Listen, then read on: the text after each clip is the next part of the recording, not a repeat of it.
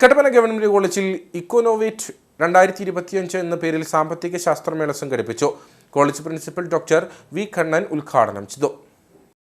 Kattappana government കോളേജിലാണ് ഇക്കോനോവേറ്റ് 2025 എന്ന പേരിൽ സാമ്പത്തിക ശാസ്ത്രമേള സംഘടിപ്പിച്ചത്. 2 ദിവസങ്ങളിലായിട്ടാണ് മേള നടക്കുന്നത്. അക്കാദമിക് പ്രോഗ്രാമുകളാണ് മേളയുടെ പ്രധാന ആകർഷണം. ഡോക്യുമെന്ററി അവതരണം, ക്വിസ് മത്സരം, സംവാദം, പ്രബന്ധ അവതരണം, ഉപന്യാസ മത്സരം എന്നിവയിൽ വിദ്യാർത്ഥികൾ സജീവമായി പങ്കെടുത്തു.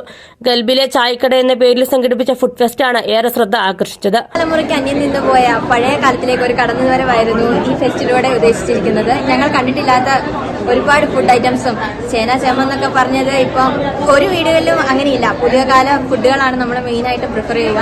അതുപോലുള്ള ഒരുപാട് ഫുഡ് പ്രൊഡക്ട്സും ഈ ഒരു സെറ്റപ്പൊക്കെ ഇങ്ങനെ പഴയ സിനിമകളിൽ മാത്രമേ കണ്ടിട്ടുള്ളൂ. അത് കാണാൻ ഒരു അവസരവും കൂടെയാണ് ഈ ഫെസ്റ്റിലൂടെ ഞങ്ങൾക്ക് കിട്ടിയത്. പരിപാടിയിൽ സംഗീത, നൃത്ത മത്സരം, ഫാഷൻ ഷോ തുടങ്ങിയ കലാപരിപാടികളും അരങ്ങേറി.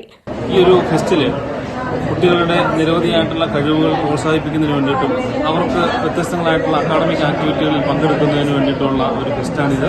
ഇതിൻ്റെ ഒരു ഹൈലൈറ്റ് എന്ന് പറയുന്നത് ഇക്കണോമിക്സുമായി ബന്ധപ്പെട്ടൊരു എക്സിബിഷനുണ്ട്.